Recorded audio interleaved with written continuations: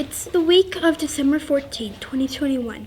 My name is Cameron. And I'm Rosie. Welcome to your last Ruth Fisher News for 2021.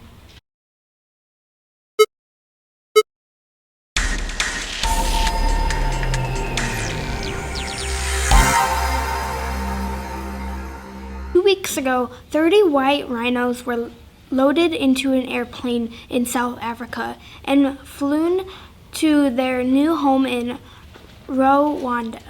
The organizers of the move hope the rhinos will be able to settle in their new area and that their numbers will grow. The project, organized by the group African Parks, it is recorded to be the largest rhino moving operation ever. 30 white rhinos, 19 females and 11 males, some adult and some younger. They're moved from the Findale Private Game Reserve in South Africa to Arkagerma National Park. In Rwanda, Jess Gunner of African Parks said this move is the first of its kind with so many animals from wild to wild. It's been a huge task. Mr. Gunner said that it had taken 3 years to organize the project. Rhinos are threatened across Africa. Though they don't have any natural enemies, poachers have cut down the number of rhinos to dangerously low levels of about 18,000 left in the whole world. Buckeye is expected to experience a medical office building boom as the young family-oriented city continues to grow. Magnet Group is developing Sundance Medical Center, which will be located at the northwest corner of Yuma Road and Sundance Parkway in Buckeye. The two-story medical office building will total 43,600 square feet. As the largest valley city in terms of size, 640 square miles, Buckeye has more than 91,000 residents, an 80% increase from 2010, according to the city website. The Maricopa Association of Governments predicts Buckeye's population will balloon to 305,000 residents by 2040. There is definitely a growing need for more medical services in Buckeye. This should be a great addition to our community. Now, let's go over to Mr. Dobish with a weekly update. Good morning, Ruth Fisher Colts, or afternoon, depends when you're watching Ruth Fisher News. So again, we are winding it down for this year, and we'll be coming back on semester 2 after winter break. So this is the final newscast before you have a couple weeks off, so get some rest. But again, be ready to come back and focus on learning. As we come back from break, one of the big things we're going to focus on is going to be school-wide expectations, making sure that you're getting your work done, and really focusing on that. And for those students that are getting your work done, you're going to get kind of a taste of that here at the end of this week on Thursday, Friday.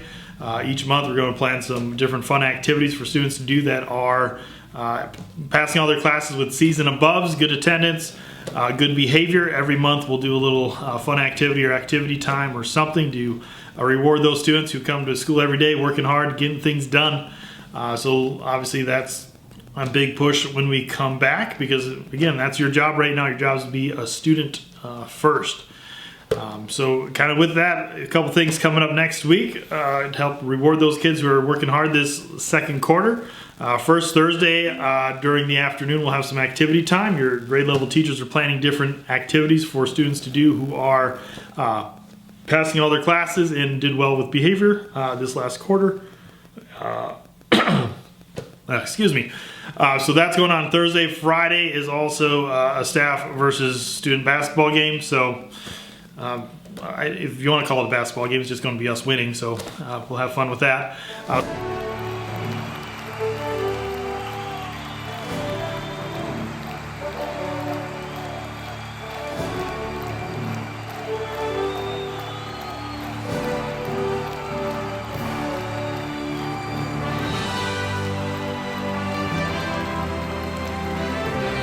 So that's going to be on Friday morning for all those kids, again, who are passing classes, doing well. Those kids that need the extra time to do some work to make sure they're doing better in their classes at the end of this quarter.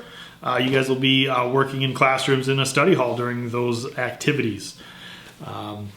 And then also a reminder is permission slips due today for the winter dance that is going on Thursday evening from 4 to 6 o'clock. Again, there is a Tartessa late bus that will depart here at just about 5:30 to get you back over to Tartessa before 6. Again, cost of that is $3. Again, behavior is a consideration for being able to attend that dance. So that's kind of what we have coming up here in the last week before winter break. So hope everybody enjoys their winter break coming up. Relax and read a book during break. Do some multiplication facts. And when you come on back on January 4th, I believe is the Tuesday, be ready to rock and roll and get back to learning and hitting the books again. So with that, make it a great day, and we'll see everybody around campus. Thank you, Mr. Dobesh. Here's Shaylin and Hope with sports. Welcome to sports. My name is Shaylin. I'm Hope. The Arizona Cardinals traveled to Chicago last week to take on the Bears. The game saw the return of Kyler Murray and DeAndre Hopkins. The Cardinals won 33-22. The Arizona Coyotes have lost their last couple of games to Minnesota and Dallas. The team is struggling to score, relying heavily on their goalies. The pressure is also starting to grow around where they will play next year and possible relocation rumors. The Suns' franchise record 18-game win streak came to a halt against Golden State 2 weeks ago, but they brushed that loss off quickly and beat the Spurs by a score of 108-104. That is all for today. See you next time on Sports News. Thanks, girls. Let's go over to Charlie with entertainment news. Welcome, folks. This is your entertainment news. I'm Charlie. Let's start off this week with movies.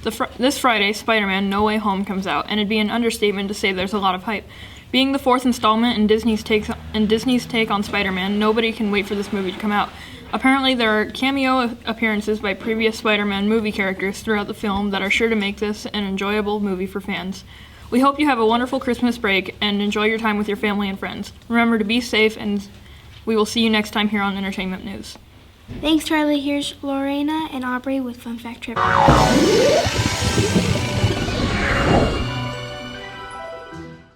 Welcome to Fun Fact Trivia. My name is Aubrey. And I'm Lorena. Did you know that today, December 14th, is National Monkey Day? It celebrates the unique characteristics of simians. The day also focuses on other non-human primates such as apes, tarsiers, and lemurs. Their personalities and habits capture the attention of humans on many levels. These intelligent mammals with opposable thumbs live in family groups too. However, many species of monkeys are endangered. Your question today is, what is the smallest type of monkey? Is it A, cotton-top Temerian, B, night monkey. or C, pygmy marmoset? I think I said that wrong. We said all.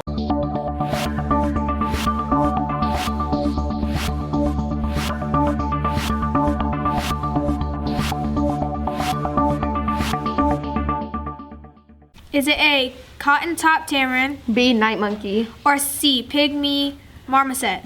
You have 10 seconds to make your decision. If you said C, pygmy marmoset, you are correct. Pygmy marmosets grow up to be between 4 and 6 inches tall and weigh about a quarter of a pound. It can be found living in the rainforest of South America. That's all for Fun Fact Trivia. See you next year. Thanks, girls. Now it's time for Joke of the Week with Natalie and Aubrey. Hello, and welcome to the Joke of the Week. My name is Aubrey. And I'm Natalie. Okay, Natalie, what is your joke? How do elves clean a sleigh when Santa is done with it? I don't know. How do elves clean a sleigh when Santa is done with it? They use Santa-tizer. Ha ha ha, great joke. If you have a joke and would like to tell it on the news, please go to smusd.me/beonthenews, and we would love to have you on. See you next time on Joke of the Week. Thanks, girls. Here's Gary with This Week in History.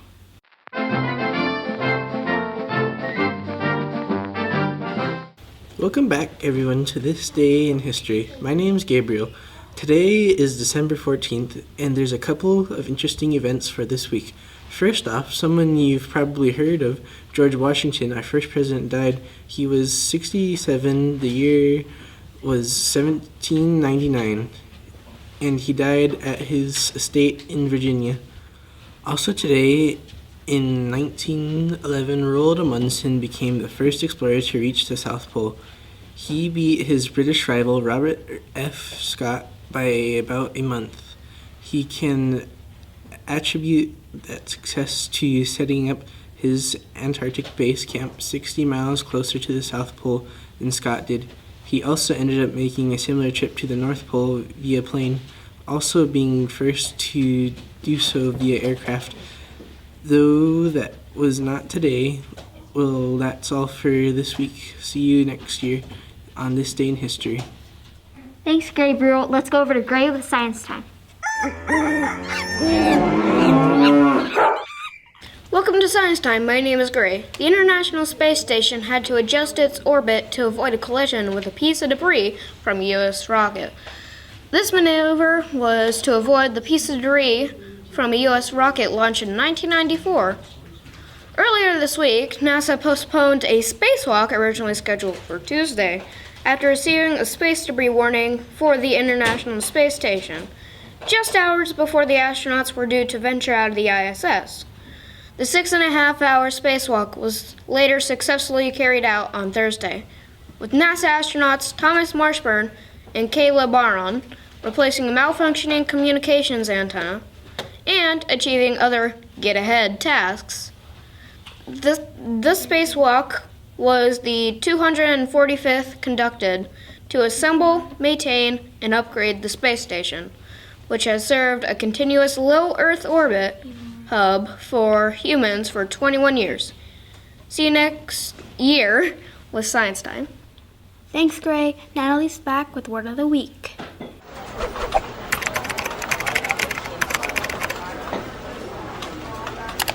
Welcome to Word of the Week and happy Tuesday. I'm Natalie. This week our word is euphoria. Euphoria is a noun and it means a feeling of state or intense excitement and happiness.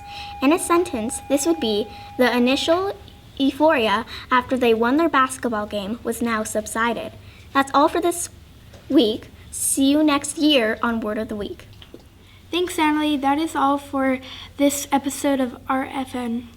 See you back in 22. Have a great break. Go